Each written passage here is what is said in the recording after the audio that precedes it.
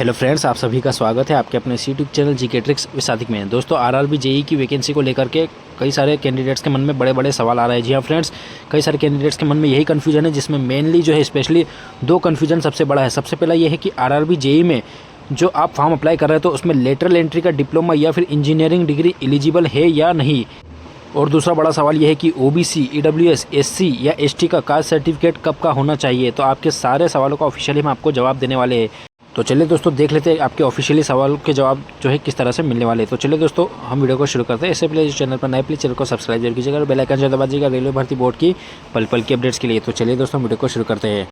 तो दोस्तों, आप लोग देख सकते हैं यहाँ पर हमने आरआरबी जेईई के रिगार्डिंग आरआरबी की तरफ से जारी किया गया फ्रीक्वेंटली आस्क्ड क्वेश्चन, मतलब कि जो कैंडिडेट्स के मन में सवाल आते हैं उसके रिगार्डिंग यहाँ पर हमने जो है इसको पीडीएफ को ओपन कर लिया है, जो आपके सारे सवालों के जवाब इस पीडीएफ में मिल जाएंगे। तो देखिए, यहाँ पर सब नीचे आने पर आपको जो है एक क्वेश्चन दिखाई देगा 50 नंबर का। देखिए, I have completed a 2 year diploma, am I eligible to apply.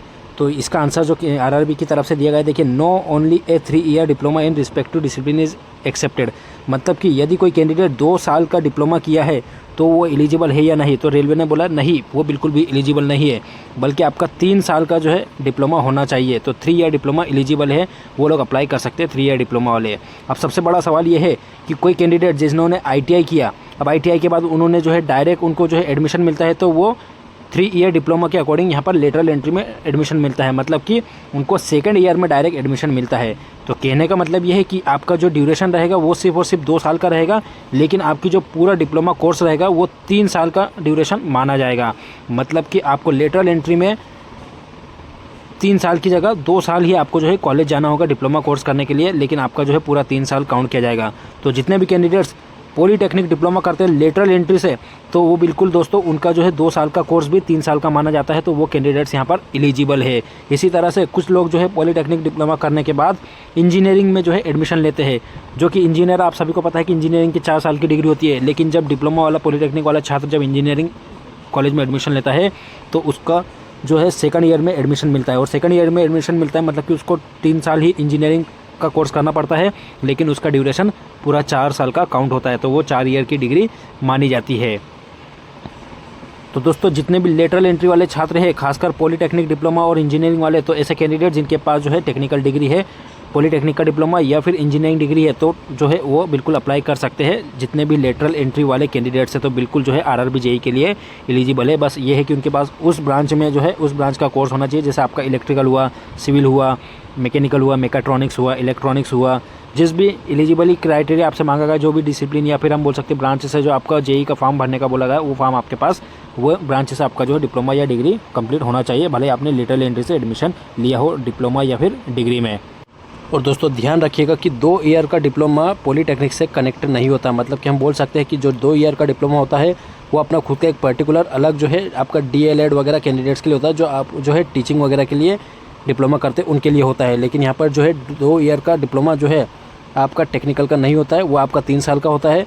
लेकिन आप यदि आईटीआई के बाद लेटरल एंट्री से जो है जाते हो, या फिर आप 12th वगैरह के बाद भी, कुछ स्टेट में ऐसा है कि 12th के बाद आपको जो है 2nd ईयर में एडमिशन मिलता है, तो वहाँ पर आपका जो है 2 साल का डिप्लोमा होगा, लेकिन आपका जो है पूरा 3 साल का डिप्लोमा माना जाएगा। तो आपका जो है ड्यूरेशन पूरा 3 साल का ही माना जाएगा वो।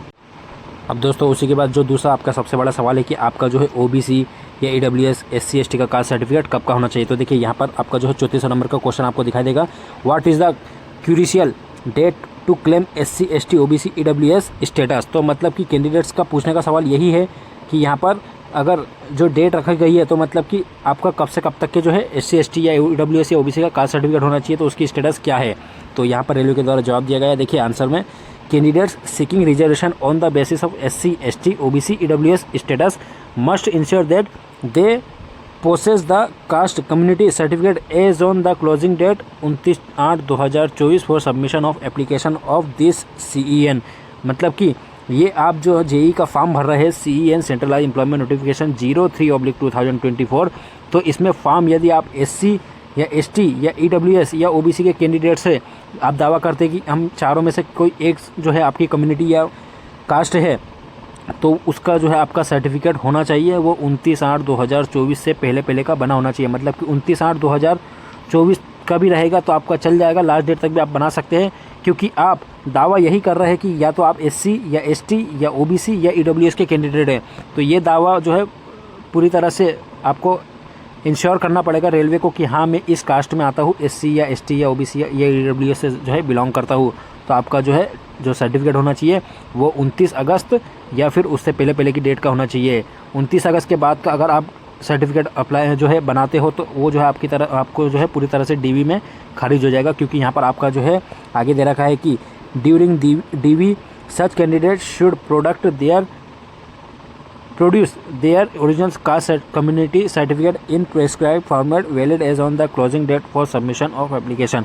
मतलब कि आपको डीवी के टाइम वो cast community certificate SC ST OBC EWS का मांगा जाएगा जो कि आपने एप्लीकेशन फॉर्म में दावा किया है। जैसा कि आपके 29/8/2024 से पहले का 29 अगस्त से पहले का आपका जो है बना हुआ होना चाहिए। उसके बाद का अगर बना हुआ आप वहाँ पर देते डीवी के टाइम पर तो आपका जो है पूरी तरह से जो है आपको उस कम्युनिटी से बाहर कर दिया जाएगा और आपको एज ए यूआर काउंट किया जाएगा, मतलब कि आपको एक जनरल कैंडिडेट की तरह माना जाएगा।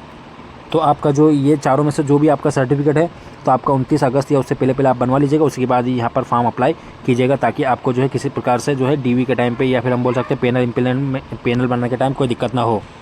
तो आई होप कि दोस्तों आपका यहाँ पर सारा कन्फ्यूजन दूर हो गया होगा एससी एसटी ओबीसी ईडब्ल्यूएस वाले कैंडिडेट्स का भी और लेटरल एंट्री वाले कैंडिडेट्स का भी। तो दोस्तों अगर वीडियो पसंद आए तो लाइक कीजिएगा और चैनल को सब्सक्राइब जरूर कीजिएगा। तो चलिए दोस्तों फिलहाल हम इस वीडियो में इतने रखेंगे। यदि आपकी फिर भी कोई क्वेरी हो तो हम कमेंट सेक्शन में पूछ सकते हैं। फिलहाल हम इस वीडियो में इतने रखेंगे। नेक्स्ट वीडियो में नेक्स्ट टॉपिक के साथ मिलेंगे, तब तक अपना ख्याल रखिए। Bye friends.